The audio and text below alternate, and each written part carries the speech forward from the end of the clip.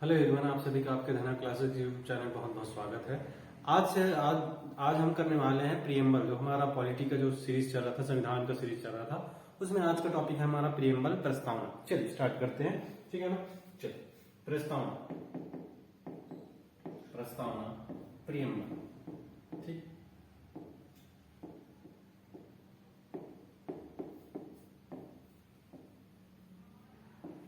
Preamble, प्रस्तावना। चलिए, एक चीजें हैं कि जो प्रियम्बल है ना, प्रियम्बल से पहले हम पढ़ चुके हैं। जब वो आपका जो संविधान सभा का जो बैठक था उसके बारे में थोड़ा सा पढ़ चुके हैं कि अगर मैं बोलूं कि 13 दिसंबर आपका 1946 था, ठीक। 1946 को क्या होता है, थर्ड जो क्या होता है आपका बैठक होता है संविधान सभा। इसी दिन क्या होता है, पंडित जवाहरलाल नेहरू के द्वारा, पंडित जवाहरलाल नेहरू के द्वारा ये क्या क्या पेश किया जाता है, उद्देश्य प्रस्ताव, ठीक है ना। उद्देश्य प्रस्ताव, और इसी को बाद में प्रस्तावना के रूप, इसी में जो चीजें प्रावधान जो लिखा हुआ है उसको प्रस्तावना के रूप में क्या किया जाता है, अडॉप्ट किया जाता है किसमें, आपके संविधान, ठीक है ना। संविधान में ये जो उद्देश्य प्रस्ताव था पेश तो किया गया था 13 दिसंबर को, पेश किया गया कब, 13 दिसंबर को। लेकिन संविधान सभा के द्वारा स्वीकार किया गया कब, स्वीकार किया गया आपका 22 जनवरी, ठीक है ना। 22 जनवरी 1947, ठीक है। 22 जनवरी 1947 को क्या किया गया, स्वीकार किया गया। और यहां से एक चीज याद रखिएगा कि जो हमारा प्रियम्बल है, प्रस्तावना है, उसको सोल ऑफ कॉन्स्टिट्यूशन बोला जाता है, सोल ऑफ कॉन्स्टिट्यूशन, ठीक है, सोल ऑफ कॉन्स्टिट्यूशन। ये चीजें, इतना चीजें याद रखिएगा यहां से, ठीक। चलिए आगे आपका जो प्रियम्बल है, प्रियम्बल के बारे में देख लेते हैं कि लिखा क्या है प्रस्तावना में। आपके प्रस्तावना में लिखा क्या है उसके बारे में थोड़ा सा देख लेते हैं, ठीक है ना।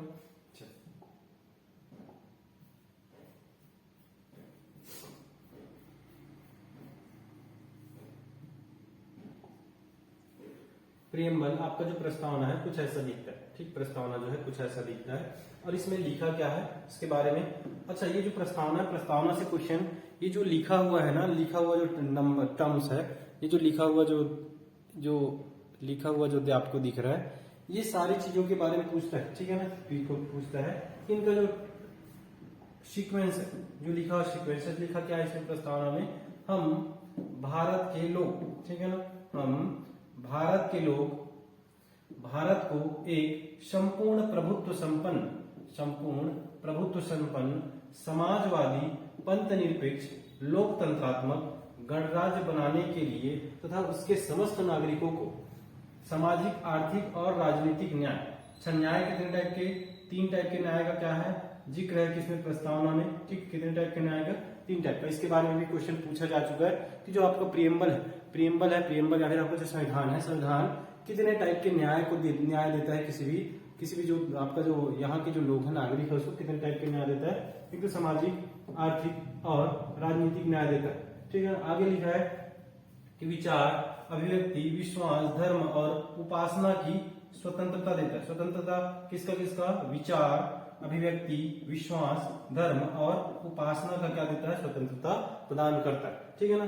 आगे अगर बोला जाए कि प्रतिष्ठा और अवसर की समता प्राप्त करने के लिए तथा उन सब में व्यक्ति की गरिमा और राष्ट्र के एकता और अखंडता, ठीक है, एकता और अखंडता सुनिश्चित करने वाली बंधुता, ठीक है, बंधुता बढ़ाने के लिए क्या करना है, दृढ़ संकल्प होकर अपनी इस संविधान सभा में आज तारीख 26 नवंबर 1949, ठीक है ना। कौन सा डेट लिखा है, 26 नवंबर 1949, ठीक। जब थ्योरेटिकल पार्ट कर रहे थे इस डेट के बारे में जिक्र हुआ था कि 26 नवंबर 1949, इसको क्या है, 26 नवंबर को किसके रूप में, संविधान, ठीक है ना, संविधान दिवस के रूप में मनाया जाता है। संविधान दिवस के रूप में मनाया जाता है। क्यों मनाया जाता है, क्योंकि इसी दिन क्या किया गया कि ये जो आपका संविधान है, संविधान को अंगीकृत, अधिनियमित और आत्मसमर्पित, तो भारत के जो लोग हैं, भारत के जो नागरिक हैं, उनको क्या किया गया, संविधान को आत्मसमर्पित किया गया, उनको समर्पित किया गया क्या चीज, आपका संविधान किस डेट को, 26 नवंबर 1949। लेकिन आपका जो संविधान है लागू कब होगा पूरे देश में, 26 जनवरी 1950, ठीक, 26 जनवरी 1950 को क्या होगा, लागू होगा। लेकिन बनकर तैयार या फिर जो आपके भारत के जो नागरिक हैं उनको सौंपा कब गया, 26 नवंबर 1949, ठीक है ना। लेकिन लागू कब होगा, 26 जनवरी 1950।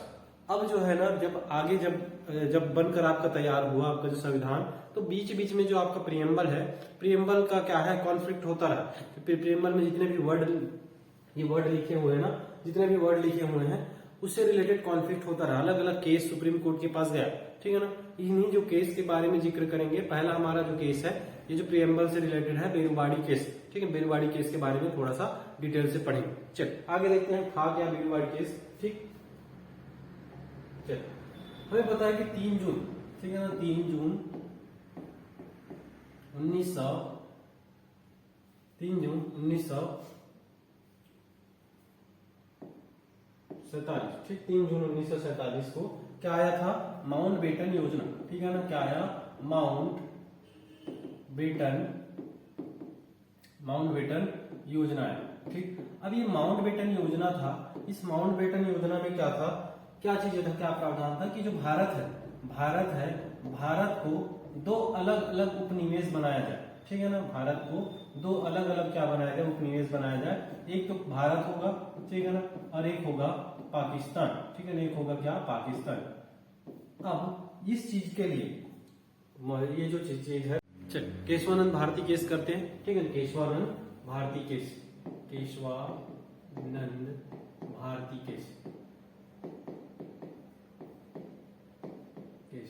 1973, ठीक है। अब केशवानंद भारती केस को पढ़ने से पहले थोड़ा सा पीछे चलते हैं। 1972 में क्या होना था, लोकसभा का चुनाव होना था, लोकसभा चुनाव, ठीक है, लोकसभा चुनाव। लेकिन इसको प्रीपोन करके, ठीक है, इसको प्रीपोन करके क्या कर दिया गया, प्रीपोन करके 1971 में कराया गया, किनके द्वारा, इंदिरा गांधी के द्वारा, ठीक है ना। अब जो इंदिरा गांधी है, इनका जो दल है, जो कांग्रेस है, कांग्रेस को कितना सीटें मिला, कांग्रेस को 352 सीटें मिला। और पूर्ण बहुमत के साथ इंदिरा गांधी क्या बनी, इंदिरा गांधी इनको क्या बनाया गया, प्रधानमंत्री बनाया गया, ठीक, प्रधानमंत्री बनते ही, ठीक, प्रधानमंत्री बनते ही सबसे पहले इन्होंने काम किया कि पाकिस्तान से लड़ाई, ठीक, पाकिस्तान से क्या हुआ, युद्ध हुआ, और पाकिस्तान से क्या हुआ, युद्ध हुआ, और इस युद्ध में क्या हुआ, पाकिस्तान का हार हुआ। हारने के बाद जो ईस्टर्न पाकिस्तान था, ईस्टर्न पाकिस्तान जो था वो वो जो क्या हो गया, आजाद हो गया, और क्या बन गया, एक अलग देश, क्या बना, बांग्लादेश, ठीक, क्या बना, बांग्लादेश, ठीक है। उसके बाद ये तो काम होने के बाद साथ ही साथ इन्होंने संविधान में बहुत सारे संशोधन कर दिए, ठीक है ना। संविधान में अनुच्छेद 368 के तहत क्या कर दिए, संशोधन किए, ठीक, संशोधन में कौन कौन सा, 24, 25, 26, 27, 28, 29, ठीक है, इतने सारे क्या कर दिए, संशोधन कर दिए। अब हमें पढ़ना है सिर्फ किसके बारे में ज्यादा जोर देना है, संविधान संशोधन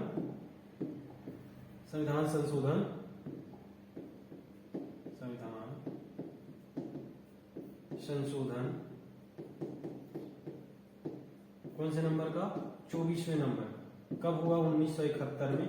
अब इसमें क्या चीजें था उसके बारे में देखते हैं, बहुत इंपॉर्टेंट चीजें हैं। तो क्या बोला कि जो पार्लियामेंट है, पार्लियामेंट को पावर होगा, ठीक, पार्लियामेंट को पावर दे दिया गया कि वो क्या कर सकता है, संविधान के किसी भी पार्ट में, ठीक है, संविधान के किसी भी पार्ट में क्या कर सकता है, किसी भी पार्ट में अमेंडमेंट कर सकता है, ठीक, किसी भी पार्ट में क्या कर सकता है, अमेंडमेंट कर सकता है। ये पावर मिला कौन से संविधान संशोधन के तहत, संविधान संशोधन 24वें नंबर का जो 1971 में हुआ, ठीक है। इसके बाद क्या होता है, थोड़ा आगे बढ़ते हैं। इसके बाद जो पंजाब स्टेट है, पंजाब स्टेट जो है, इनके द्वारा एक लैंड रिफॉर्म्स लाया गया, लैंड रिफॉर्म्स, ठीक है ना, लैंड रिफॉर्म्स लाया गया। इस लैंड रिफॉर्म्स में लैंड एक्वायर, ठीक है, लैंड एक्वायर का क्या है, गवर्नमेंट को क्या दिया गया, पावर दिया गया कि वो क्या कर सकता है, कोई भी लैंड एक्वायर कर सकता है। इसी के तहत क्या होगा, एक मठ होगा, एडनीर मठ, कहां पे, केरल में, ठीक है, केरल, पंजाब स्टेट हो, सॉरी, तो ये क्या है, केरल स्टेट, पंजाब स्टेट, पंजाब को हम कहां पढ़े, गोलकनाथ में, ठीक है ना, केरला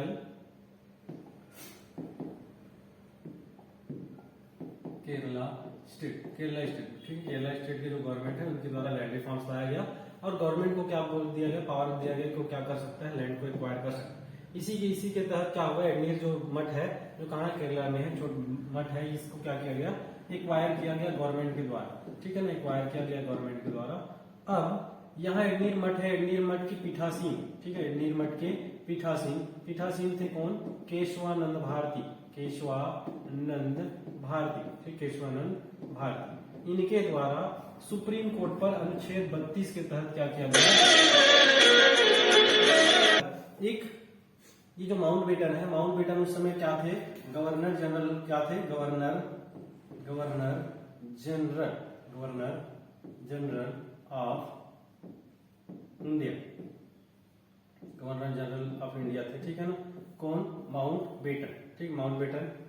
स्वतंत्रता के बाद पहले गवर्नर जनरल कौन थे, माउंटबेटन ही थे, ठीक है ना। अगर भारतीय गवर्नर जनरल पूछे तो कौन थे, सी राजगोपालाचारी थे, ठीक। तो इस समय क्या गवर्नर जनरल कौन थे, आपका माउंटबेटन, ठीक है ना, माउंटबेटन थे। इनके द्वारा एक व्यक्ति को ये जो काम सौंपा गया, कौन सा काम, कि भारत और पाकिस्तान को दो अलग अलग उपनिवेश बनाना है, एक व्यक्ति, ठीक है ना, एक व्यक्ति को काम सौंपा गया। व्यक्ति का नाम था सीरियल रेडक्लिफ, ठीक है, सीरियल रेडक्लिफ,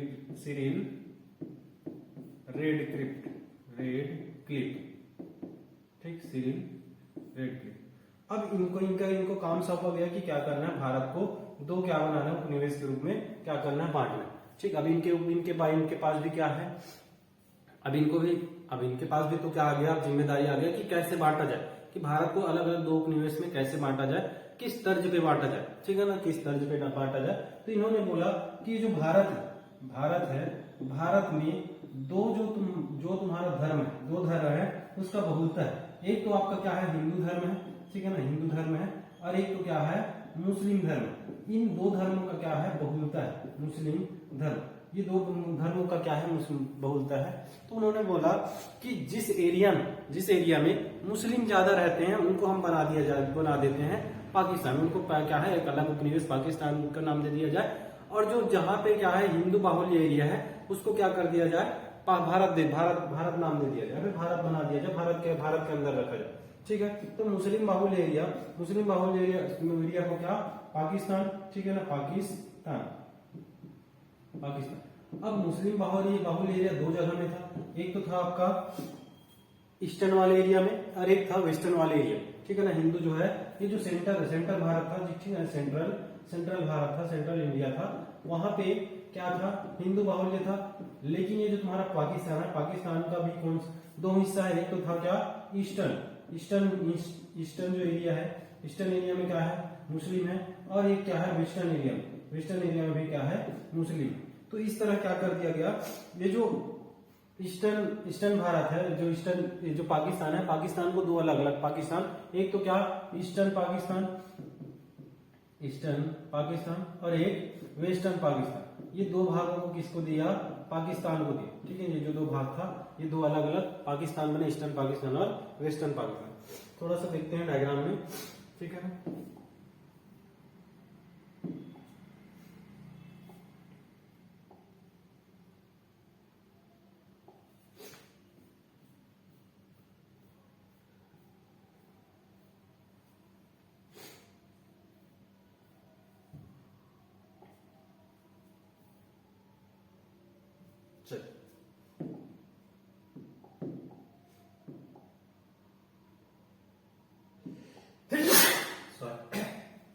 ये जो है, ठीक है ना,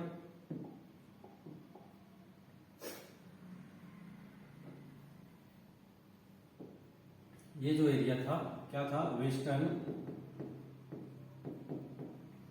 पाकिस्तान। ठीक है, और ये जो अभी जो नाम क्या है, बांग्लादेश जो नाम है, ये वाला एरिया क्या था, वेस्टर्न पाकिस्तान, वेस्टर्न पाकिस्तान। ठीक, और ये जो बीच का है, बीच का किसका है, भारत, भारत है, क्योंकि ये जो क्या है हिंदू बाहुल्य एरिया है, हिंदू, और ये जो दोनों क्या है मुस्लिम बाहुल्य एरिया है। यहाँ पे क्या है, मुस्लिम बाहुल्य एरिया, ठीक, मुस्लिम, यहाँ पे क्या है, मुस्लिम बाहुल्य एरिया। अब ये जो पाकिस्तान, दो अलग अलग पाकिस्तान, एक तो वेस्टर्न सॉरी एक तो ईस्टर्न पाकिस्तान, ईस्टर्न पाकिस्तान, और एक क्या वेस्टर्न पाकिस्तान में डिवाइड था। अब क्या हुआ कि ये जो है ना, जो पश्चिम बंगाल है, पश्चिम बंगाल में एक जगह था जिसका नाम था बेरुबाड़ी। ठीक है ना, एक जगह था, क्या था, बेरुबाड़ी, जगह का नाम बेरुबाड़ी। अब जब क्या हुआ कि भारत और पाकिस्तान दो अलग अलग उपनिवेश बना, तो ये ईस्टर्न पाकिस्तान, वेस्टर्न पाकिस्तान और भारत बना। अब इसके लिए क्या है, सीमा का निर्धारण किया गया। ठीक, सीमा निर्धारण किया गया किसके द्वारा, रेड क्लिफ के द्वारा। इसी कारण जो भारत और जो आपका बांग्लादेश है, इन दोनों के बीच का जो सीमा है, इसको बोला जाता है रेड क्लिफ। क्या बोला जाता है, सीमा जो लाइन है उसको बोला जाता है रेड क्लिफ। और पाकिस्तान के साथ भी क्यों, कौन सा एक सीमा रेखा है, एक जिसका नाम है रेड क्लिफ। ठीक है ना, क्या है, रेड क्लिफ, रेड क्लिफ, दोनों रेड क्लिफ के नाम से जाना जाता है। क्यों, क्योंकि रेड क्लिफ के द्वारा ही क्या किया गया था, डिवीजन किया गया था, बांटा गया था। अब क्या हुआ कि ये जो बेरुबाड़ी है ना, बेरुबाड़ी जो है बॉर्डर पे लगता है किसके, ईस्टर्न पाकिस्तान और किसके, भारत के। ठीक है ना, ईस्टर्न पाकिस्तान और भारत के क्या लगता है, बीच में था बेरुबाड़ी। अब ये जो रेड क्लिफ थे, श्री रेड क्लिफ थे, इन्होंने बेरुबाड़ी के बारे में कुछ नहीं जिक्र किया। ठीक, कुछ जिक्र नहीं हुआ, कुछ जिक्र नहीं हुआ किसके बारे में, ये जो बेरुबाड़ी है, बेरुबाड़ी के बारे में कोई जिक्र नहीं हुआ कि किसके पास। तो यहाँ से यहाँ जो है ना, भारत समझता था कि क्या है, बेरुबाड़ी भारत का ही हिस्सा है। लेकिन क्या हुआ कि बाद में धीरे धीरे, ठीक है ना, 1952 तक तो कोई प्रतिक्रिया नहीं हुआ किसका, पाकिस्तान का, बेरुबाड़ी को लेके 1952 तक। ठीक, 1952 तक तो कोई प्रतिक्रिया नहीं हुआ। ठीक, 1952 तक कोई प्रतिक्रिया नहीं हुआ। 1952 में आपके राष्ट्रपति पढ़ेंगे कौन, राजेंद्र प्रसाद, राजेंद्र प्रसाद, राजेंद्र प्रसाद क्या बनेंगे, राजेंद्र प्रसाद क्या बनेंगे, प्रेसिडेंट बनेंगे। ठीक है ना, प्रेसिडेंट। ठीक, अब ये जो है ना 1954 के आते आते, 1954 के आते आते ये जो पाकिस्तान है, अब बेरुबाड़ी को क्या करने लगा, बेरुबाड़ी के ऊपर अपना हक जमाने लगा। ठीक, जो बेरुबाड़ी जगह है, उस बेरुबाड़ी के ऊपर क्या जमाने लगा, अपना हक जमाने लगा। ठीक है ना, लेकिन ये जो एरिया था, ये जो बेरुबाड़ी था, बेरुबाड़ी में मुस्लिम भी थे और हिंदू भी थे। ठीक है ना, हिंदू भी थे। ये जो बेरुबाड़ी है, बेरुबाड़ी जो है भारत के पास ही रहना चाहता था, भारत के अंदर ही रहना चाहता था। ठीक है ना, लेकिन ये जो पाकिस्तान है, पाकिस्तान क्या करता था, उसके ऊपर हक जमाता था कि जो बेरुबाड़ी है, बेरुबाड़ी किसका हिस्सा है, पाकिस्तान का हिस्सा है। ठीक है, पाकिस्तान का हिस्सा है। उसके बाद क्या होगा कि यहाँ जो है ना, पश्चिम बंगाल, ठीक है, वेस्ट बंगाल में, यहां पर करते हैं West Bengal, West Bengal, West Bengal में क्या होगा, सीएम बनेंगे, सीएम बनेंगे। ठीक है ना, विधान चंद्र। ठीक है ना, कौन बनेगा, विधान चंद्र, विधान चंद्र क्या बनेंगे, यहाँ के सीएम बनेंगे। ठीक है ना, ये क्या करेंगे, आपका जो स्टेट लेजिस्लेटिव है, स्टेट लेजिस्लेटिव में एक रिजोल्यूशन लाएंगे इसी के रिलेटेड, स्टेट क्या लाएंगे, एक रिजोल्यूशन लाएंगे। ठीक है ना, रिजोल्यूशन लाएंगे। और कुछ समय पश्चात ये जो भारत के जो प्रधानमंत्री हैं, ठीक है ना, भारत और पाकिस्तान के जो प्रधानमंत्री हैं, प्रधानमंत्री, भारत के प्रधानमंत्री थे उस समय पंडित जवाहरलाल नेहरू, पीटी जवाहरलाल, ठीक, पंडित जवाहरलाल नेहरू। और आपका जो पाकिस्तान के प्रधानमंत्री थे फिरोज खान नून। ठीक है ना, फिरोज खान नून, ये क्या थे, प्रधानमंत्री। अब दोनों के बीच क्या होगा, ये बेरुबाड़ी को लेकर ही एक समझौता होगा। ठीक, बेरुबाड़ी को लेकर समझौता होगा जिसको बोला जाता है नेहरू नून समझौता। क्या बोला जाता है, नेहरू नून समझौता, नेहरू नून समझौता, नेहरू नून समझौता। अभी जब नेहरू नून समझौता होगा, नेहरू नून समझौता डेट भी कभी कभी पूछे तो देख लेना कि 1958 में क्या होगा, नेहरू नून समझौता होगा। और नेहरू नून समझौता में ये चीजें लिखा रहेगा कि ये जो बेरूबाड़ी है, बेरूबाड़ी को आधा आधा, ठीक है ना, बेरूबाड़ी को इक्वली पाकिस्तान और भारत में क्या करना है, बांटना है। ठीक, पाकिस्तान और भारत में डिवीजन करना है। साथ ही साथ क्या है, ये डिवीजन कंप्लीटली डिवीजन नहीं कि जो बेरूबाड़ी का कुछ हिस्सा पाकिस्तान को जाएगा, कुछ हिस्सा भारत को जाएगा। साथ ही साथ अलग जो कॉन्क्लेव है, दूसरे जो कॉन्क्लेव है, उनका भी क्या होगा, एक्सचेंज होगा। ट्रांसफर नहीं हो रहा है, सिर्फ और सिर्फ क्या हो रहा है, एक्सचेंज हो रहा है, ऐसा बोला गया। ठीक है ना, एक्सचेंज होना है। इस पे लिखा था नेहरू, आपका नेहरू नून समझौते 1958। ठीक है, कि बेरूबाड़ी एक्सचेंज, साथ ही साथ जो अलग कॉन्क्लेव है उनका भी क्या करना है, सॉरी अलग जो इनक्लेव है, इनक्लेव को क्या करना है, आपका क्या करना है, एक्सचेंज करना है। अब ये जो है ना, ये जो आपका समझौता हुआ, इस समझौता के लिए ये जो बेरूबाड़ी के जो लोग हैं, बेरूबाड़ी के जो लोग हैं, इन्होंने क्या, ये चाहते थे, क्या चाहते थे, भारत में रहना चाहते, भारत में रहना चाहते थे। अब जब भारत में रहना है, बेरूबाड़ी के जो लोग हैं भारत में रहना चाहते हैं, ठीक है, लेकिन इनका क्या है, ट्रांसफर हो रहा है या फिर एक्सचेंज हो रहा है इनका किसके साथ, ईस्टर्न पाकिस्तान के साथ। किसके साथ, ईस्टर्न पाकिस्तान। अब ये जो बेरूबाड़ी के जो लोग हैं ना, बेरूबाड़ी के जो लोग हैं बेरूबाड़ी के लगभग 1200 लोग, ठीक है ना, बेरूबाड़ी के लगभग 1200 लोग, ये 1200 लोग क्या करते हैं, अपना अंगूठा काट के, ठीक है, अपना अंगूठा काट कर इस समय जो प्रेसिडेंट है, ठीक है ना, इस समय जो प्रेसिडेंट उनको एक पत्र लिखते हैं। ठीक, प्रेसिडेंट को एक पत्र लिखेंगे। और प्रेसिडेंट कौन होते हैं, राजेंद्र प्रसाद। इनको क्या करते हैं, पत्र लिखते हैं। किनको, राजेंद्र प्रसाद को उस समय क्या थे, प्रेसिडेंट थे। ठीक है, ये जो बेरूबाड़ी है, बेरूबाड़ी से रिलेटेड ये क्या है, नारा लगाया गया था। ठीक है ना, क्या नारा था कि प्राण देवो रक्त देवो, ठीक है, रक्त देवो प्राण देवो बेरूबाड़ी देवोना,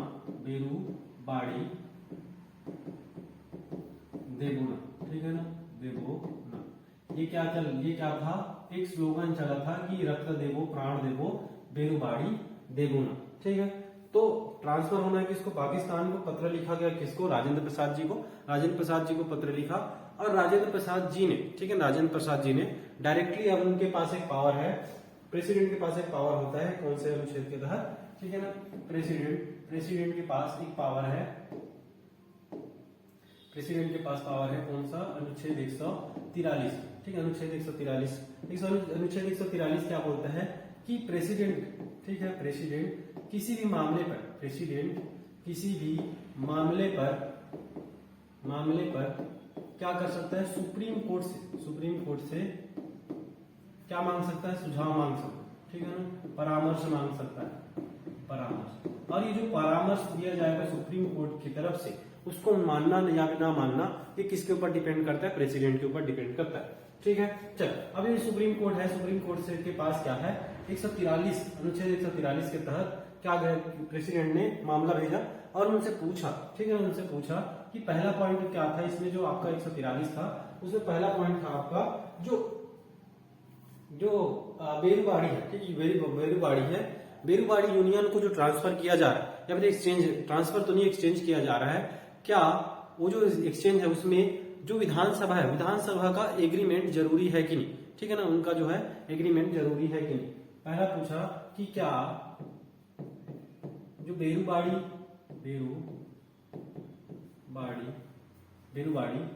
एक्सचेंज पर विधानसभा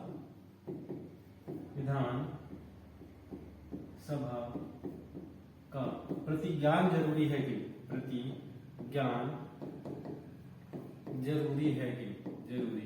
या फिर एग्रीमेंट जो, ठीक है ना, या फिर एग्रीमेंट जरूरी है कि, ये पूछा क्या, पहले पॉइंट। फिर दूसरा बोला गया कि यदि हाँ जरूरी नहीं है बोले, जरूरी नहीं है बोले तो क्या अनुच्छेद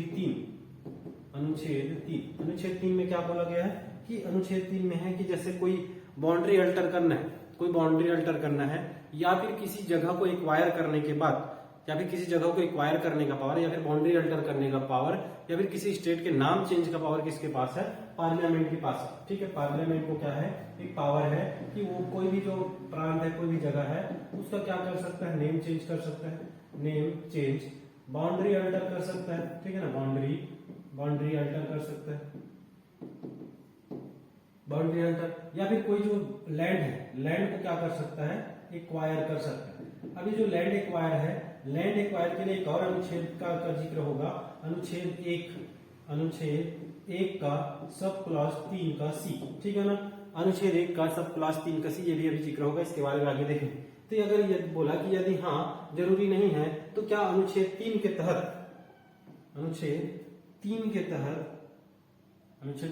तहत जो प्रावधान से अल्टरेशन, या फिर जो जगह का अल्टरेशन हो रहा है, अल्टरेशन सिर्फ और सिर्फ क्या है? अनुच्छेद 3 के तहत हो जाएगा। क्या उसके लिए सिर्फ और सिर्फ अनुच्छेद 3 के तहत हो जाएगा? क्या उसके लिए अनुच्छेद 368 लागू नहीं होगा? ठीक है ना, जगह का अल्टरेशन या फिर जो एक्सचेंज है सिर्फ और सिर्फ क्या है कि अनुच्छेद 3 के तहत हो जाएगा। क्या उसमें अनुच्छेद 368 लागू नहीं होगा? क्या अनुच्छेद 368 क्या है? भाग 20 में। ठीक है, अनुच्छेद 368 किसमें? भाग 20 में। और भाग 20 के अनुच्छेद 368 में क्या है? संविधान संशोधन है, संविधान संशोधन के बारे में लिखा गया। अब बोला गया कि जो बेरूबाड़ी, जो आपका बेरूबाड़ी को कहा, एक बार बेरूबाड़ी का जो जगह है उसका एक्सचेंज हो रहा है किसके साथ? पाकिस्तान के साथ। तो क्या जो आपका जो बेरूबाड़ी का जो एक्सचेंज हो रहा है उसके लिए विधानसभा का एग्रीमेंट जरूरी नहीं है, या प्रतिज्ञान उसका जरूरी नहीं है। दूसरा बोला कि क्या कि जो अल्टरेशन है, जो अनुच्छेद 3 बोलता है कि जो नेम चेंज या फिर बाउंड्री अल्टरेशन या फिर लैंड एक्वायर है, उसके बारे में अनुच्छेद 3 में जिक्र है। तो बोला कि ये जो लैंड एक्सचेंज हो रहा है या फिर अल्टरेशन हो रहा है, क्या इसके लिए सिर्फ अनुच्छेद 3 में जो प्रावधान लिखा है वही लागू होगा? क्या अनुच्छेद जो 368 में संविधान संशोधन है वो लागू नहीं होगा? क्योंकि जो बोला गया है कि जो कोई भी क्या है लैंड एक्वायर किया जा रहा है तो उसके लिए क्या संविधान संशोधन जरूरी है? किसी आर्टिकल्स में चेंजेस जरूरी है? ये पूछा गया। ठीक है ना, किसके द्वारा? डॉक्टर राजेंद्र प्रसाद के द्वारा। ठीक, अब जब ये पूछा गया तो उधर से जो आपका सुप्रीम कोर्ट है, सुप्रीम कोर्ट के द्वारा बोला गया, तो ये चीजें क्या है आपका डॉक्टर राजेंद्र प्रसाद है, डॉक्टर राजेंद्र प्रसाद के द्वारा सुप्रीम कोर्ट से पूछा गया। तो ऑब्वियस सी बात है, अब जब सुप्रीम कोर्ट के पास ये चीजें गया तो सुप्रीम कोर्ट के पास चीजें गया तो गवर्नमेंट भी क्या करेगा? अपने तरफ से क्या करेगा? पैरवी करेगा। ठीक है, तो जो गवर्नमेंट था, गवर्नमेंट का एक आर्गुमेंट क्या था उसके बारे में देखते हैं। ये तो क्या है, आपका जो बेरूबाड़ी के जो लोग हैं उनका आर्गुमेंट है कि क्या है कि वो रहना चाहते हैं कहाँ? पाकिस्तान पे, लेकिन एक्सचेंज किया जा रहा है, ट्रांसफर तो नहीं, एक्सचेंज किया जा रहा है किसके साथ? ईस्टर्न पाकिस्तान के साथ। ठीक है, तो ऑब्वियस सी बात है सुप्रीम कोर्ट के पास क्या है, ये जो परामर्श के लिए डॉक्टर राजेंद्र प्रसाद जी ने क्या किया कि ये सारी चीजों के बारे में पूछा कि क्या बेरूबाड़ी का जो क्या हो रहा है, एक्सचेंज हो रहा है बेरूबाड़ी का, वो क्या है? उसके लिए पार्लियामेंट का जो लेजिस्लेटिव का क्या है, उसमें प्रतिज्ञान या फिर एग्रीमेंट जरूरी नहीं है। दूसरा बोला कि क्या कि जो एक्सचेंज हो रहा है या फिर अल्टरिंग ऑफ बाउंड्रीज है, उसके लिए सिर्फ अनुच्छेद 3 काम करेगा, उसमें अनुच्छेद 368 का कोई क्या नहीं होगा, कोई महत्व नहीं होगा। ठीक है, तो उसके लिए क्या है सामने वाले से, ठीक, जो गवर्नमेंट है, गवर्नमेंट ने क्या आर्गुमेंट दिया उसके बारे में देखते हैं। गवर्नमेंट का क्या है आर्गुमेंट, इनका आर्गुमेंट क्या था? गवर्नमेंट का आर्गुमेंट क्या था कि गवर्नमेंट बोला कि हम क्या है कोई भी जगह का परित्याग नहीं कर रहे, सीडिंग नहीं कर रहे। ठीक है ना, नो सीडिंग ऑफ लैंड। ठीक है ना, सीडिंग का मतलब है परित्याग। ठीक है ना, परित्याग, हम जो है कोई भी जो लैंड है, लैंड को किसी को दे नहीं रहे, सीड नहीं कर रहे, दे नहीं रहे। ठीक है ना, अगर मैं लैंड किसी को दे नहीं रहा हूं, ठीक, या फिर किसी को लैंड दे नहीं रहा हूं, तो इसके लिए क्या है स्टेट लेजिस्लेशन का, ठीक है ना, स्टेट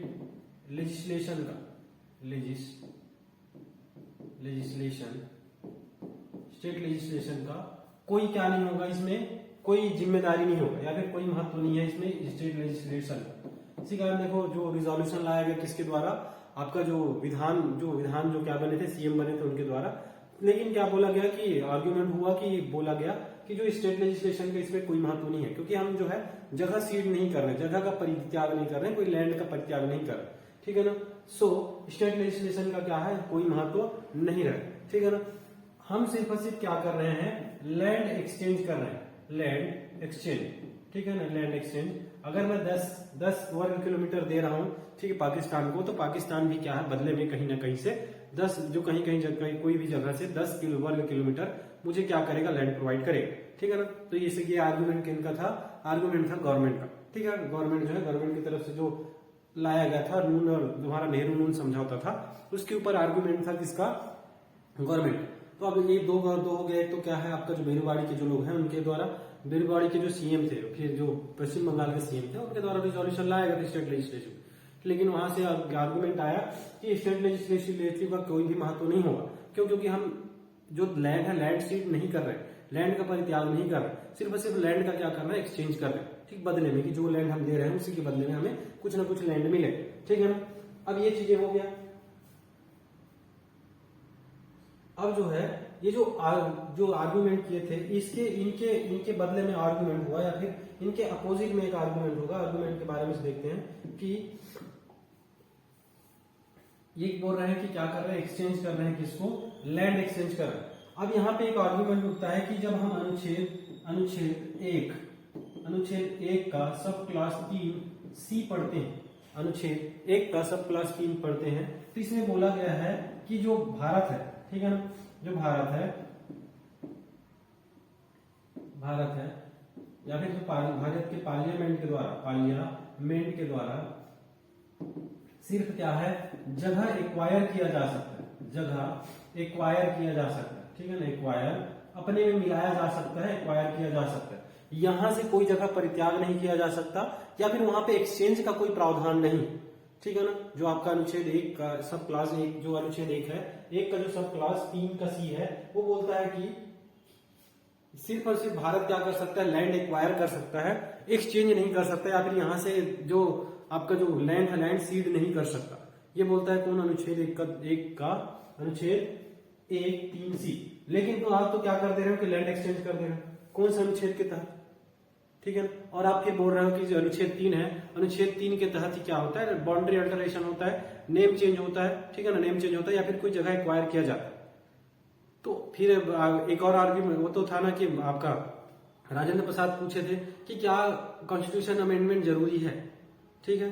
तो ये तो आपका क्या था, गवर्नमेंट का आपका आर्ग्यूमेंट था। इसी के अपोजिट आर्ग्यूमेंट आया कि अनुच्छेद 1(3) का C तो बोलता है कि भारत को पार्लियामेंट को इतना ही पावर देता है कि क्या है कि जगह एक्वायर करे, ठीक है, जगह एक्वायर करे, अल्टरेशन वगैरह है, सिर्फ जगह एक्वायर के बारे में बोलता है कि अनुच्छेद 1 का 3 सब क्लास 3 और C, ठीक है ना। तो आप तो क्या कर रहे हैं, एक्सचेंज कर रहे हैं, इसके बारे में तो संविधान में कहीं पे लिखा भी नहीं है, ठीक, लिखा भी नहीं है। तो क्या होगा आगे, साथ ही साथ ये बोलता है कि जो आपका जो प्रीएम्बल है, ये तो एक आर्गुमेंट हुआ। दूसरा जो ये गवर्नमेंट के आर्गुमेंट के अपोजिट में जो आर्गुमेंट था, अपोजिट एक तो आर्गुमेंट ये हो गया कि अनुच्छेद 1 का 3 का C क्या बोलता है कि सिर्फ आप एक्वायर करते हो। दूसरा आर्गुमेंट इसी में था कि जो प्रीएम्बल जो है, प्रस्तावना बोलता है कि आप जो है, अब जो भारत है, भारत का टेरिटरी को उसको चेंज नहीं कर सकते, ठीक है ना। भारत का टेरिटरी, ठीक, भारत का जो टेरिटरी है उसको आप चेंज नहीं कर सकते, टेरिटरी।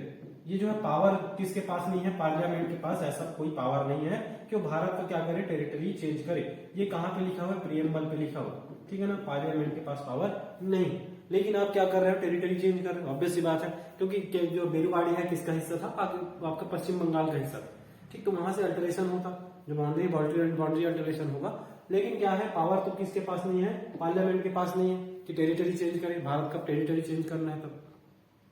तो ये 2 पॉइंट पे क्या हुआ, फंसा, ठीक है। इन्होंने बोला कि सिर्फ हम क्या कर रहे हैं, सीडिंग नहीं कर रहे हैं लैंड का, सिर्फ एक्सचेंज कर रहे हैं, तो विधानसभा का उस पर कोई एग्रीमेंट लेना जरूरी नहीं है। दूसरी तरफ से क्या आता है कि एक और आर्ग्यूमेंट आता है इनके अपोजिट में आर्ग्यूमेंट कि अनुच्छेद 1 का 3C बोलता है कि आप क्या कर सकते हो, सिर्फ लैंड एक्वायर कर सकते हो, ठीक है ना। यहां तक का जो पार्लियामेंट का जो आपका संविधान है, संविधान का जो प्रीएम्बल क्या है, भारत के टेरिटरी को चेंज करने का पावर नहीं प्रोवाइड करता किसको, पार्लियामेंट को। तो ये कैसी चीजें हो रहा है। अब इसके लिए सुप्रीम कोर्ट क्या करेगा, अपना जजमेंट सुनाएगा, ठीक है। अब सुप्रीम कोर्ट जजमेंट सुनाएगा, सुप्रीम कोर्ट क्या बोलेगा उसको देखते हैं। सुप्रीम कोर्ट का जजमेंट, सुप्रीम कोर्ट का जजमेंट, ठीक है ना, सुप्रीम कोर्ट का जजमेंट का 1960, इसी कारण इसको बोलते हैं बेरुबाड़ी केस 1960, ठीक है ना, बेरुबाड़ी केस 1960, ठीक।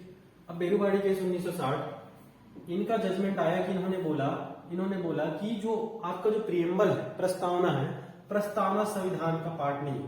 Preamble is not the part of, preamble is not the part of constitution, ठीक है ना। प्रियम्बल जो है किसका पार्ट नहीं है, कॉन्स्टिट्यूशन संविधान का पार्ट नहीं है। ये बोल दिया कौन, सुप्रीम कोर्ट। एक जजमेंट आ गया कि बोला कि प्रियम्बल जो है किसका पार्ट नहीं है, संविधान का पार्ट नहीं है। तो ये जो आर्गुमेंट था कि प्रियम्बल में लिखा है कि भारत के टेरिटरी को चेंज नहीं कर सकता कौन, पार्लियामेंट के पास पावर नहीं है, ये तो आर्गुमेंट खत्म हो गया यही, ठीक है। ये आर्गुमेंट खत्म हो गया, क्यों, क्योंकि बोल दिया कि preamble is not the part of constitution, ऐसा बोल दिया, ठीक है ना। साथ ही साथ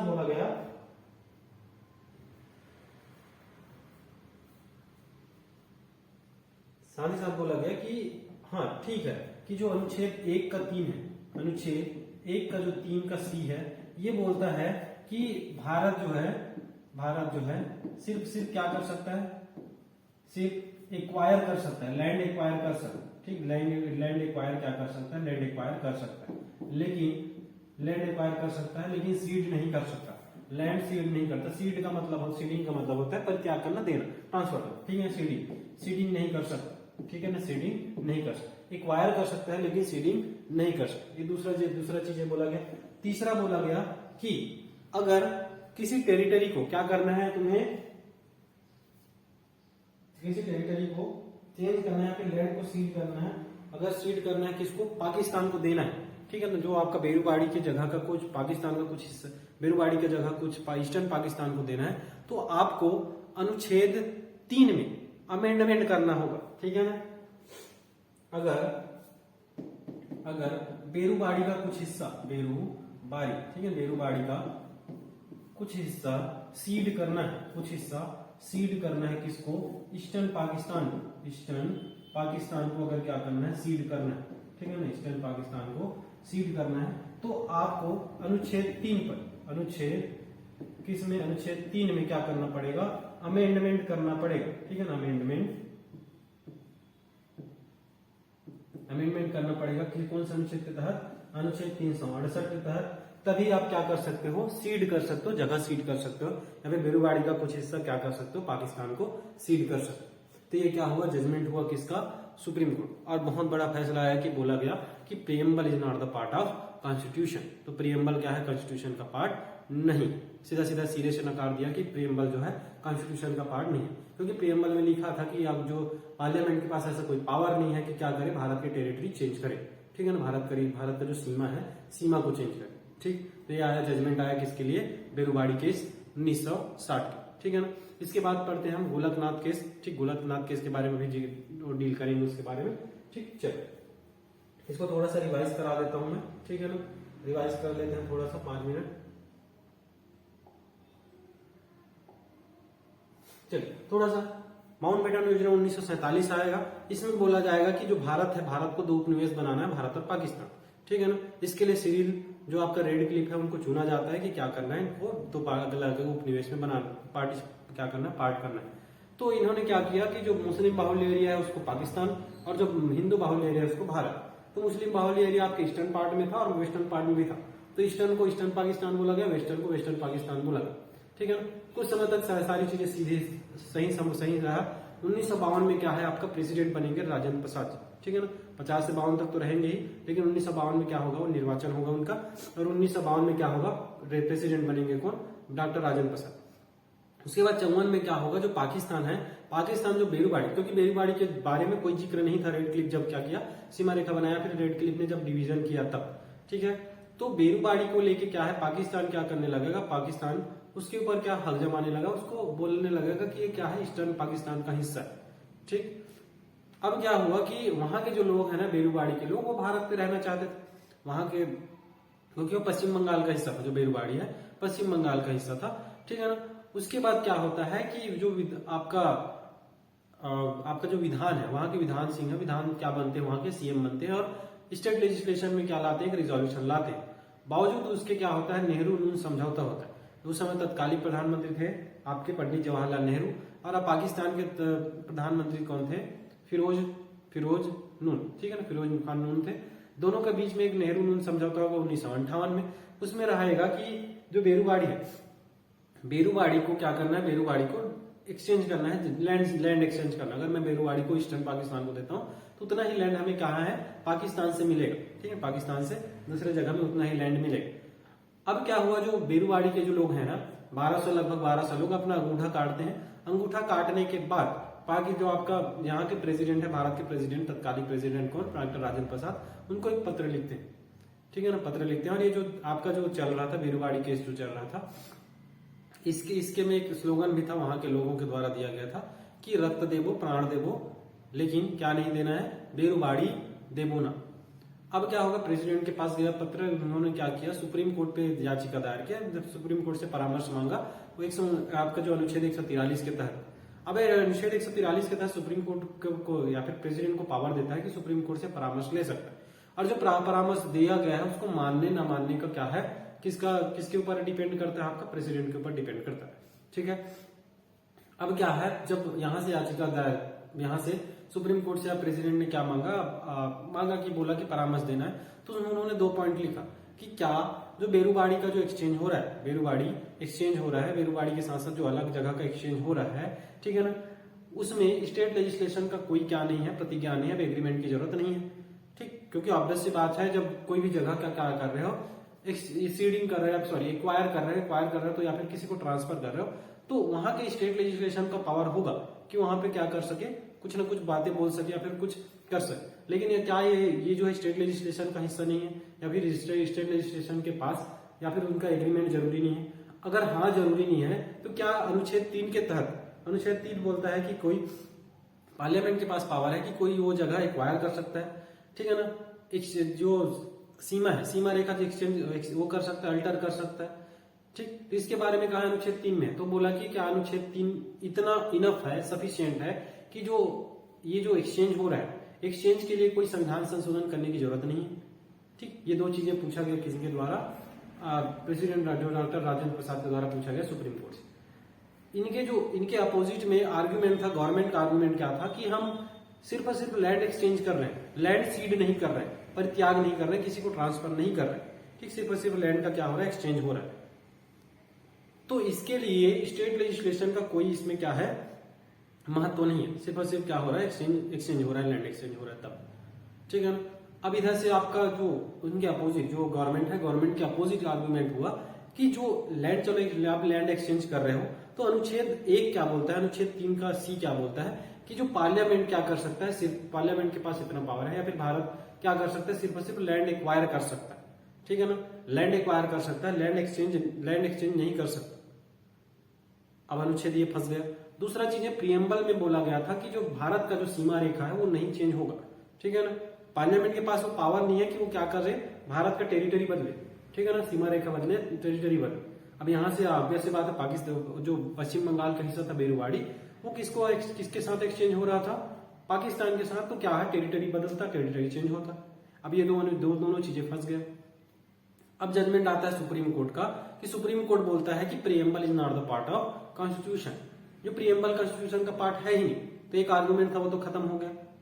दूसरा जो आर्गुमेंट था कि अनुच्छेद 1 का 3 सब क्लास 3 का सी, उसके लिए बोला गया कि जो आपको अनुच्छेद 3 पर क्या करना पड़ेगा, संविधान संशोधन करना पड़ेगा।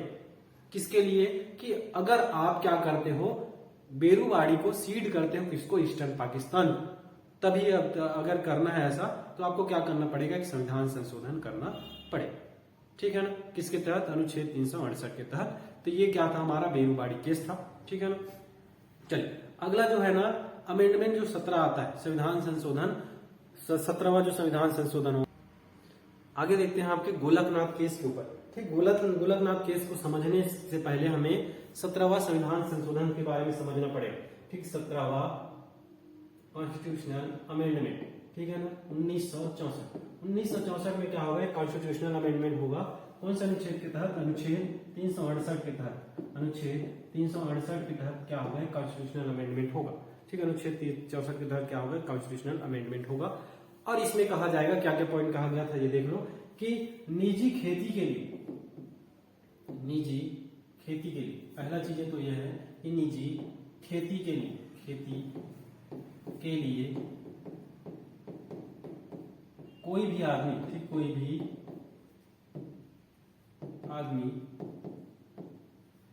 लैंड एक्वायर नहीं कर सकता, लैंड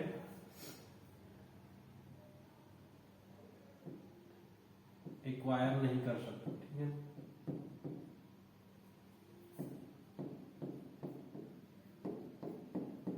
लेकिन वो लैंड कैसा हो, अगर वो लैंड सरकारी हो, गवर्नमेंट लैंड हो, तो वो क्या है, निजी खेती के लिए, अगर गवर्नमेंट लैंड है, ठीक, गवर्नमेंट का वो क्या है, जगह है, तो उसमें निजी खेती के लिए उस लैंड को क्या नहीं कर सकता, एक्वायर नहीं कर सकता। दूसरा चीज ये था कि जो गवर्नमेंट है, ठीक, गवर्नमेंट को ये पावर होगा, गवर्नमेंट को क्या होगा, पावर होगा कि वह जो है कोई भी जो निजी लैंड है, ठीक, कोई भी निजी लैंड है, ठीक, खुद का क्या है, जमीन है, किसी का जमीन है, उसको क्या कर सकता है, ले सकता है, उस जमीन को ले सकता है। बदले में उसको क्या देना पड़ेगा, जो मार्केट में जो चीजें हैं, जो मार्केट में रेट है, उस रेट का क्या देना पड़ेगा, मार्केट रेट पर उनको मुआवजा देना पड़ेगा। उन मार्केट रेट पर उनको मुआवजा देकर क्या किया जा सकता है, उस लैंड को क्या है, गवर्नमेंट ले सकता है। ठीक है ना, लैंड को क्या ले सकता है, गवर्नमेंट ले सकता है। साथ ही साथ इसमें एक और चीज हुआ कि अनुच्छेद जो 31 है, अनुच्छेद 31 में भी क्या हुआ, कुछ संशोधन हुआ। ठीक है ना, अनुच्छेद 31, तीसरा क्या था, अनुच्छेद 31 में भी क्या हुआ, कुछ संशोधन हुआ, कुछ चेंजेस किए, कुछ चेंजेस। अब यहाँ पे आता है कि अनुच्छेद 31 क्या है। अनुच्छेद 31 जो है, पहले जो है फंडामेंटल राइट्स पे, ठीक, फंडामेंटल राइट जो है, ठीक, पार्ट 3 पे, पार्ट 3 में एक क्या था, एक अनुच्छेद था, अनुच्छेद 31 जो संपत्ति का अधिकार देता था। ठीक है, संपत्ति का अधिकार प्रोवाइड करता था। ठीक, संपत्ति का अधिकार प्रोवाइड करता था अनुच्छेद 31। ठीक, इसमें भी क्या किया गया, कुछ चेंजेस किया गया। इसी के लिए क्या हुआ,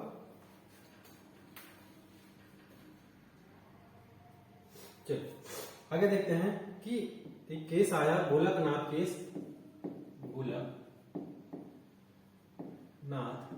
केस 1967। यह अमेंडमेंट समझ में आया, 17वां अमेंडमेंट, क्योंकि इसका यूज होना है, क्योंकि गोलकनाथ केस में इसका यूज होना। ठीक है, एक अमेंडमेंट आया 17वां अमेंडमेंट 1964 में। उसके बाद गोलकनाथ केस का अगर मैं पृष्ठभूमि देखूं तो जो पंजाब है, ठीक है ना, पंजाब ने क्या किया, एक लैंड रिफॉर्म लाया, लैंड रिफॉर्म्स। ठीक है ना, लैंड रिफॉर्म्स लाया। इस लैंड रिफॉर्म्स में बोला गया कि जिसके पास 30 एकड़ से, कोई भी अगर बोलूं कि कोई भी व्यक्ति सिर्फ और सिर्फ कितना एकड़, 30 एकड़ जमीन क्या कर सकता है, रख सकता है। 30 एकड़ निजी चीजों के लिए क्या है, 30 एकड़ जमीन रख सकता है। ठीक है, ये कौन लाया, पंजाब गवर्नमेंट ने क्या लाया, एक लैंड रिफॉर्म्स लाया। पंजाब गवर्नमेंट क्या लाया, एक लैंड रिफॉर्म्स लाया। ठीक है ना, बोला कि आप क्या कर सकते हो, 30 एकड़ क्या कर सकते हो, जमीन रख सकते हो। अब ये जो पंजाब है ना, पंजाब में 2 भाई थे, एक का नाम था हेनरी, ठीक है ना, हेनरी गोलकनाथ,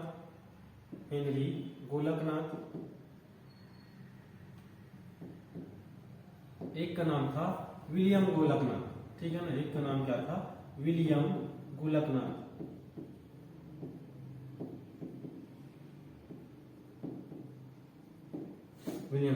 ठीक, अब ये दोनों के पास जमीन था कितना, 500 एकड़।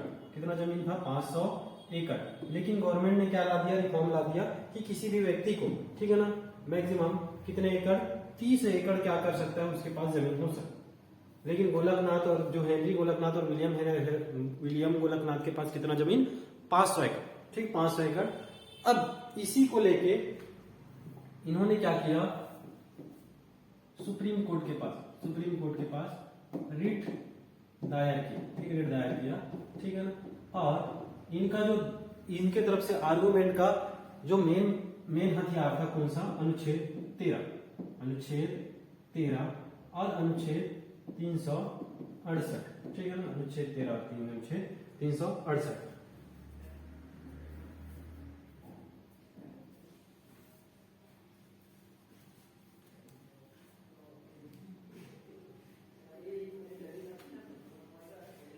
अब इनका आर्गुमेंट सुन लेते हैं, जो ये जो दो अनुच्छेद को लेके इनका आर्गुमेंट क्या था उसके बारे में, ठीक है। मेन अनुच्छेद तो यही था। अब इनके बारे में बोले, इन्होंने बोला इनका आर्गुमेंट, ठीक है, आर्गुमेंट इनके तरफ से आर्गुमेंट क्या था।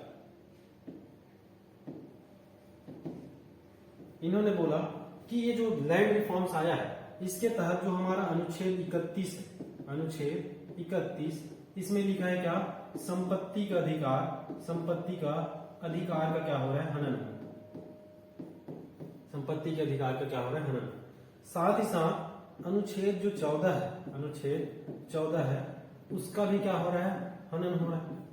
अनुच्छेद 14 उसका भी क्या हो रहा है, हनन हो रहा है, ठीक। साथ ही साथ अपने मनपसंद, ठीक है ना, अपने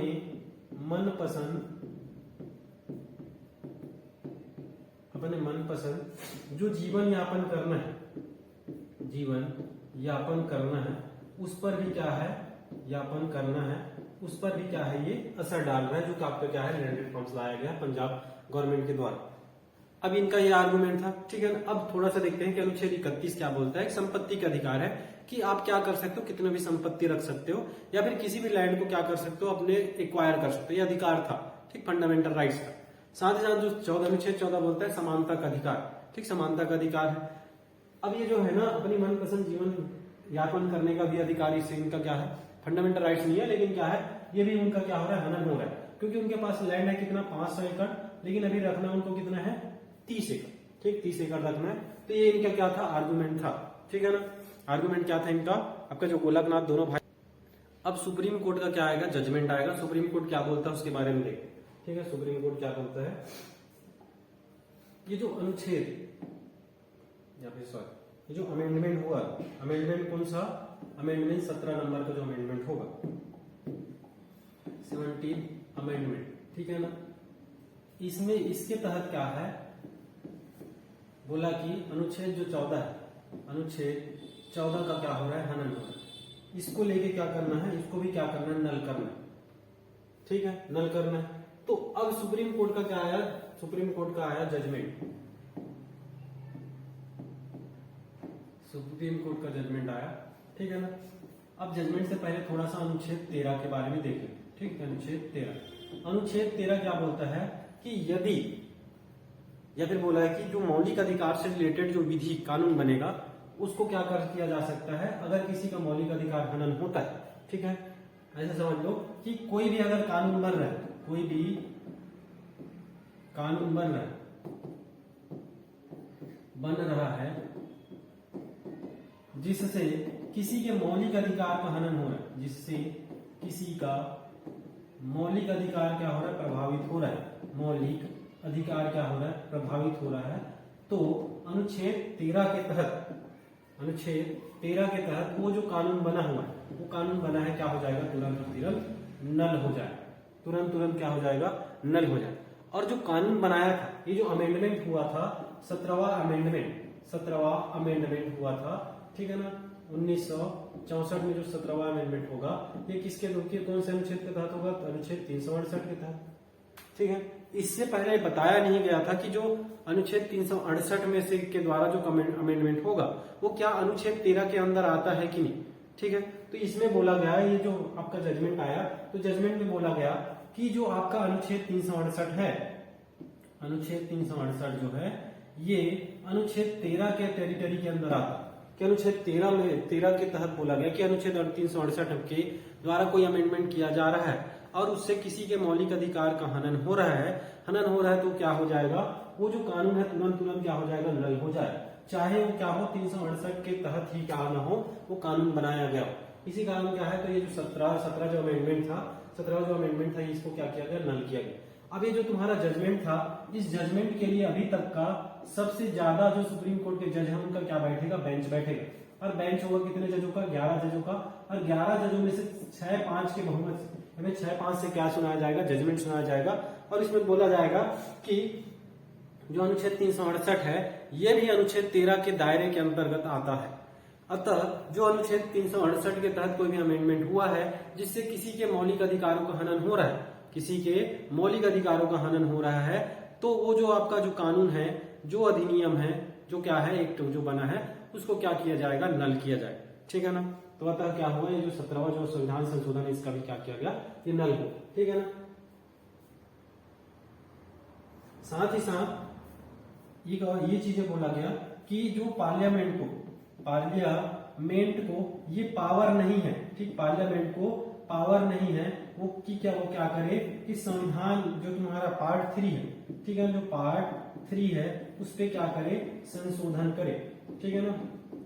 पार्ट 3 क्या बोलता है, मौलिक अधिकार के बारे में, फंडामेंटल राइट्स के बारे में, पिछले स्लाइड में इसके बारे में बता, ठीक, फंडामेंटल राइट्स के बारे में। और अभी जो आर्ग्यूमेंट था आपका, जो आर्ग्यूमेंट था गोलकनाथ के द्वारा कि उनका अनुच्छेद 14 के तरह जो के तहत उसको क्या है, समानता का अधिकार है। साथ ही साथ अनुच्छेद 31 की तरह संपत्ति का अधिकार है, उसका क्या हो रहा है, हनन हो रहा है। तो हनन हो रहा है तो ऑब्वियस सी बात है वो क्या है, अनुच्छेद 13 के अंतर्गत आएगा कि किसी कोई भी ऐसा कानून नहीं बनाया जा सकता कि जिससे किसी के मौलिक अधिकार का हनन हो, वो तुरंत क्या हो जाएगा, नल हो जाएगा। समझ में आया, ये तुरंत क्या हो जाएगा, नल हो जाएगा।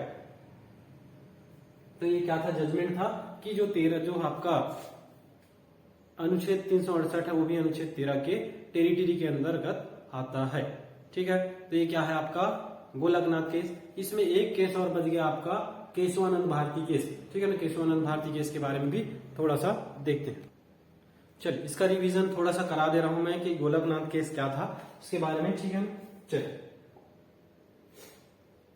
सबसे पहले तो कॉन्स्टिट्यूशनल अमेंडमेंट, आपका जो 17वां कॉन्स्टिट्यूशनल अमेंडमेंट था 1964, उसके बारे में देखते हैं कि इसमें क्या लिखा था कि कोई भी जो निजी खेती के लिए कोई भी लैंड क्या है, एक्वायर नहीं कर सकता अगर गवर्नमेंट लैंड है तो। दूसरा इसमें बोला कि जो गवर्नमेंट है किसी का भी लैंड को क्या कर सकता है, ले सकता है, बशर्ते गवर्नमेंट क्या करेगा, मुआवजा देगा, जो बाजार मूल्य है उस पर मुआवजा देगा। ठीक है ना।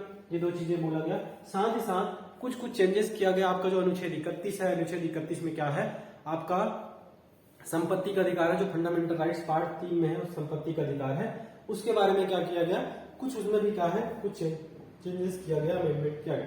ठीक है। उसके बाद पंजाब गवर्नमेंट के द्वारा एक लैंड रिफॉर्म लाया जाता है और लैंड रिफॉर्म्स में ये बोला जाता है कि कोई भी जो व्यक्ति है, ठीक, कोई भी जो व्यक्ति है उसको 30 एकड़ से ऊपर जमीन रखने का अधिकार नहीं होगा। ठीक है। 30 एकड़ से जमीन रखने का अधिकार क्या नहीं होगा, नहीं होगा। जो बाकी का जो लैंड होगा, बाकी का जो लैंड है, जिनके पास लैंड की कमी है, जिनके पास भूमि की कमी है, उनको क्या किया जाएगा, ट्रांसफर किया जाएगा। आप सिर्फ और सिर्फ 30 एकड़ रख सकते हो। बाकी जो जमीन है किनको ट्रांसफर किया जाएगा, जिनको जरूरत है। ठीक है।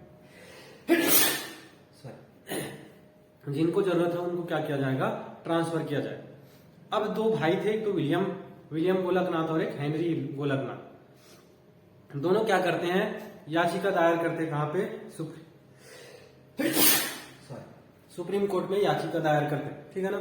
अब याचिका दायर करेंगे और उनका जो ग्राउंड्स रहेगा इधर से केस लड़ने का या फिर आर्गुमेंट का ग्राउंड्स रहेगा कि जो पंजाब गवर्नमेंट है, पंजाब गवर्नमेंट के द्वारा जो लैंड रिफॉर्म्स लाया गया है उससे हमारे अनुच्छेद 31, अनुच्छेद 14 के तहत जो हमें फंडामेंटल राइट्स मिलता है उसका क्या हो रहा है, हनन हो रहा है। क्योंकि अनुच्छेद 14 जो है डायरेक्टली रिलेटेड था किससे, आपके अमेंडमेंट एक्ट जो आया था, 17वां जो अमेंडमेंट आया था 1964 से रिलेटेड। तो उनको बोला गया कि वो जो 17वां जो अमेंडमेंट आया उसको भी नल करें, क्योंकि जो आपका जो लैंड रिफॉर्म्स आया था उसी अमेंडमेंट के तहत ही आया था, उसी को क्या करके सेंटर पॉइंट रख के आया था। ठीक है। तो ये क्या किया जाएगा, आपका सुप्रीम कोर्ट में क्या होगा, केस आपका जो यहां से आर्ग्यूमेंट किया जाएगा, किनके द्वारा, हेनरी गोलकनाथ और आपका विलियम गोलकनाथ के द्वारा। ठीक है। चलिए आगे देखते हैं। आगे क्या बोला गया कि जो जजमेंट, अब उधर से जजमेंट आएगा। जजमेंट में क्या बोला कि जो 17वां अमेंडमेंट एक्ट आया था वो क्या कर रहा है, अनुच्छेद 14 का क्या कर रहा है, अनुच्छेद 14 के तहत जो आपको फंडामेंटल राइट्स मिल रहा है उसका हनन कर रहा है। इसी कारण जो आपका 17वां अमेंडमेंट एक्ट आया था उसको क्या किया गया, नल किया गया। साथ ही साथ ये बोला गया कि जो अनुच्छेद 13 है, अनुच्छेद 13 क्या बोलता है कि कोई भी, क्योंकि अनुच्छेद 13 के तहत ही ये जो 17वां अमेंडमेंट एक्ट है उसको नल किया गया, कि अनुच्छेद 13 बोलता है कि कोई भी ऐसा अधिनियम कानून नहीं बनाया जा सकता या फिर नहीं बनाएगा पार्लियामेंट जिससे क्या हो किसी के मौलिक अधिकारों का हनन। ठीक है ना। तो अभी आप से बात है इससे मौलिक अधिकार का हनन हो रहा है, तो अनुच्छेद 13 के तहत ही क्या किया गया, आपका अनुच्छेद जो आपका अमेंडमेंट एक्ट 17 था उसको नल किया गया, क्योंकि जो अनुच्छेद जो 17वां जो अमेंडमेंट हुआ था अनुच्छेद 368 के तहत आता, उसके तहत हुआ था। अब यहाँ पे बोला गया कि जो अनुच्छेद 368 है वो भी अनुच्छेद 13 के दायरे के अंतर्गत आता है। इसका मतलब है कि अनुच्छेद 13 को मद्देनजर रखते हुए या फिर उसको सेंटर पॉइंट रखते हुए भी गवर्नमेंट क्या करेगा, कोई भी कानून बनाए। ठीक है ना। चल, तो ये तो क्या था, जजमेंट था आपका, ये गोलकनाथ केस हो गया। अब इसके बाद थोड़ा सा आगे बढ़ते हैं तो आगे क्या हुआ कि आपका 1972 में क्या होना था, चुनाव होना था। ठीक है ना। चुनाव होना था, कहा किसका, लोकसभा का चुनाव होना था। लेकिन ये क्या करी, यहाँ पे इस समय प्रधानमंत्री थे। ठीक है ना। प्रधानमंत्री थे कौन, इंदिरा गांधी।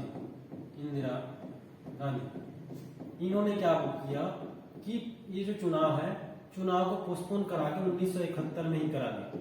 ठीक, चुनाव पोस्टपोन करा के 1971 में ही करा दिया और चुनाव में 352 सीटों से, ठीक है, 352 सीटों के बहुमत से क्या बनी, उनका सरकार बनी, बहुमत से सरकार बनी।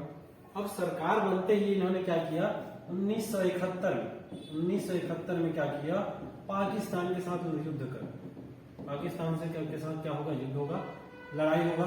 ठीक है ना। और क्या होगा, लड़ाई होने के बाद पाकिस्तान का क्या होगा, हार होगा। पाकिस्तान से ईस्टर्न जो पाकिस्तान है, ईस्टर्न पाकिस्तान है वो क्या हो जाएगा, अलग हो जाएगा। ईस्टर्न पाकिस्तान अलग होकर क्या बनेगा, बांग्लादेश। क्या बनेगा, बांग्लादेश। ठीक है ना। ये हो गया। अब इसके बाद पाकिस्तान, ये तो पाकिस्तान, इसके बाद क्या होता है कि केरला स्टेट जो है, केरला स्टेट के द्वारा एक क्या लाया जाता है, केरला स्टेट के द्वारा क्या लाया जाता है कि लैंड रिफॉर्म्स लाया जाता है, लैंड रिफॉर्म। इसमें क्या था कि गवर्नमेंट को पावर दे दिया गया कि क्या है कि गवर्नमेंट जो है कोई भी जमीन, ठीक, गवर्नमेंट कोई भी जमीन क्या कर सकता है, गवर्नमेंट कोई भी जमीन एक्वायर कर सकता है। ठीक है ना। गवर्नमेंट कोई भी जमीन एक्वायर कर सकता है। अब क्या हुआ कि यहीं पे केरल में एक मठ था जिसका नाम है एडनेर मठ। एडनेर मठ का जो जमीन है इसको क्या कर दिया गया, केरल गवर्नमेंट के द्वारा एक्वायर कर लिया गया। अब यहाँ के जो पीठासीन है, ठीक, पीठासीन का नाम केशवानंद। ठीक है ना। पीठासीन का नाम केशवानंद के द्वारा क्या किया जाएगा, सुप्रीम कोर्ट में अनुच्छेद 32 के तहत क्या किया जाएगा, सुप्रीम कोर्ट पे याचिका दायर किया जाएगा। अनुच्छेद 32 के तहत याचिका। अब अनुच्छेद 32 में क्या है कि आपका अगर क्या हो रहा है कि किसी भी मौलिक अधिकार का हनन हो रहा है, तो आप सीधे किसके पास, सुप्रीम कोर्ट के पास याचिका दायर कर सकते हैं। कौन सा अनुच्छेद के तहत, अनुच्छेद 32 के तहत। ठीक है ना। अब इन्होंने क्या कर दिया, केस दायर कर दिया गया। अब जो केस का जो मेन जो सेंटर पॉइंट क्या था वो देखते हैं। हमारा अनुच्छेद आर्गुमेंट क्या था, अनुच्छेद 25, अनुच्छेद 26, ठीक है ना, अनुच्छेद 19 1 का F और अनुच्छेद 14, ठीक है, अनुच्छेद 14। ये 4 जो आपके आर्टिकल हैं इनके बेस पे क्या किया गया, याचिका दायर किया गया किसके द्वारा, केशवानंद के द्वारा, ठीक, केशवानंद भारती के द्वारा। अनुच्छेद 25 क्या बोलता है कि आपको किसी भी धर्म को आबाद मानने की क्या है, स्वतंत्रता है। साथ ही साथ आपका जो अनुच्छेद 26 बोलता है कि आपको धर्म के प्रचार की स्वतंत्रता है। ठीक है ना। अनुच्छेद 19 का 1 का क्या बोलता है, एक का F क्या बोलता है, आपको जो आप संपत्ति को एक्वायर करने की क्या है, आपको अधिकार है कि कोई भी जमीन को आप क्या कर सकते हो, एक्वायर कर सकते हो। किसके तहत, साथ ही साथ इसमें पढ़े ना अनुच्छेद 31, ठीक है, अनुच्छेद 31 संपत्ति का अधिकार, ठीक है। अनुच्छेद 31 के तहत क्या है, आपको कोई भी जमीन एक्वायर करने का क्या है, आपको अधिकार है। अब इनके तर्ज पे क्या हुआ कि सुप्रीम कोर्ट में क्या है, याचिका दायर किया गया। अब याचिका दायर किया गया तो इनके ये सुनवाई है, सुनवाई के लिए कुल 13 लोगों का बेंच बैठा, ठीक, 13 लोगों का क्या बैठा, 13 जो लोग बोल रहा हूँ, 13 जज हुआ, ठीक है, 13 जज का क्या बैठेगा, एक बेंच बैठेगा। 13 जज का क्या बैठेगा, बेंच बैठेगा। अब 13 जज का बेंच, इसके पहले हम गोलकनाथ पढ़े। गोलकनाथ में कितने लोगों का बेंच बैठा था, 11 का। यहाँ पे बैठेगा उनको किसी भी फैसले को ओवररूल करने के लिए उससे ज्यादा क्या है, बेंच बैठाना पड़े। तो 13 लोगों का 13 जज का बेंच बैठा। इसमें आपका जो फैसला आया 6-7 से, ठीक 6-7 से फैसला आया। और इसमें बोला गया कि ये जो प्रियम्बल है, प्रियम्बल को क्या बोला गया, संविधान का हिस्सा बताया। संविधान का क्या बताया गया, हिस्सा बताया गया। संविधान का हिस्सा बताया गया। साथ ही साथ आपका जो है संविधान का मूल ढांचे का, ठीक है ना, संविधान के मूल ढांचे का क्या दिया गया, एक ढांचे का अवधारणा दिया गया कि अवधारणा, ठीक, मूल ढांचे का अवधारणा। और बोला कि जो पार्लियामेंट है, पार्लियामेंट को पावर तो होगा कि वो किसी भी पार्ट में क्या कर दे, अमेंड कर दे। पार्लियामेंट को पावर है कि वो किसी भी पार्ट में, ठीक है, कॉन्स्टिट्यूशन के किसी भी पार्ट में क्या कर सकता है, अमेंडमेंट कर सकता है। लेकिन उस अमेंडमेंट के द्वारा जो आपका संविधान है, संविधान का मूल ढांचा कोई भी क्या नहीं होना चाहिए, मूल ढांचे पर असर नहीं होना।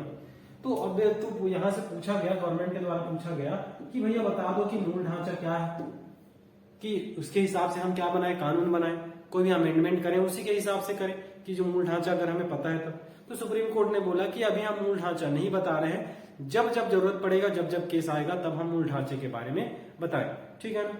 तो ये चीजें हैं। अब क्या है, ये तो बोला गया। अब बोला गया कि वो अमेंडमेंट तो कर सकता है, किसी भी पार्ट में अमेंडमेंट कर सकता है। इसका मतलब आपका जो संविधान संशोधन हुआ था, संविधान संशोधन कौन से नंबर का, 24 नंबर का, ये तो जैसे का पैसा रहेगा, इसको तो नल नहीं किया जाएगा, क्योंकि बोला है कि अमेंडमेंट कर सकता है हर पार्ट में, किसी भी पार्ट में अमेंडमेंट कर सकता है। लेकिन अमेंडमेंट कर सकता है, इसके साथ साथ ये जो पार्लियामेंट है, पार्लियामेंट के पावर को रिस्ट्रिक्ट कर दिया। पार्लियामेंट के पावर को क्या कर दिया, रिस्ट्रिक्ट कर दिया, ठीक, रिस्ट्रिक्ट कर दिया कि क्या है कि आप तो अमेंडमेंट कर सकते हो किसी पार्ट में, कोई दिक्कत नहीं है। 24वां अमेंडमेंट किया, उसमें बोला गया था कि पार्लियामेंट को पावर दिया, लेकिन उन्होंने बोला कि आपको अमेंडमेंट तो करोगे, लेकिन आप मूल ढांचे को ध्यान में रख के करो। अब वो मूल ढांचा बताया नहीं है। हर जब केस आता है, जब बेंच बैठता है तो वहां बताया जाता है कि ये क्या है, ये संविधान का मूल ढांचा है, अगर इसमें अमेंडमेंट होता है तो अमेंडमेंट क्या कर दिया जाएगा, नल कर दिया जाएगा, ठीक है ना।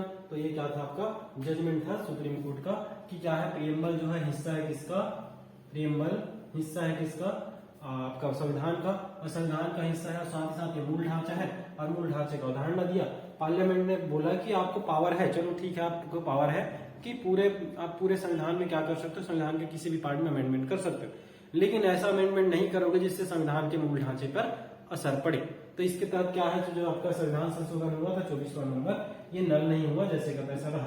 पार्लियामेंट को पावर दिया गया, लेकिन पार्लियामेंट के पावर को क्या कर दिया गया, रिस्ट्रिक्ट कर दिया गया, सीमित कर दिया गया। किनके, कौन से केस के द्वारा, केशवानंद भारती केस के द्वारा। ये आपके जो आपका संविधान पढ़ते हो ना, तो संविधान में जितने भी केस आते हैं उसमें सबसे इंपॉर्टेंट या फिर महत्वपूर्ण संविधान के पॉइंट ऑफ व्यू से है, ठीक है। चलिए, ये तो हुआ आपका केशवानंद भारती केस। आगे हम इसमें आपका जो स्रोत है, सोर्स है, पॉलिटी में जो संविधान के स्रोत है, सोर्स है, उसके बारे में पढ़ें, ठीक है। अगर आपको वीडियो अच्छा लगा हो तो वीडियो को लाइक करिए और हमारे चैनल को सब्सक्राइब करिए, अपने दोस्तों के साथ शेयर करिए, ठीक है ना। Thank you so much.